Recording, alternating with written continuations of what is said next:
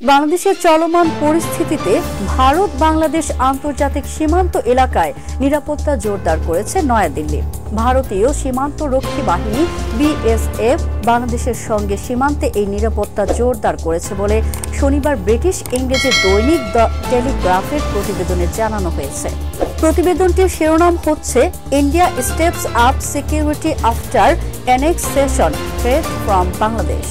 এতে বলা হয়, বাংলাদেশের অন্তর্বর্তী সরকারের একজন উপদেষ্টার ভারতের উত্তর পূর্বাংশকে বাংলাদেশের সঙ্গে সংযুক্ত করার হুমকি দেওয়ার পর সীমান্তে নিরাপত্তা জোরদার করেছে ভারত।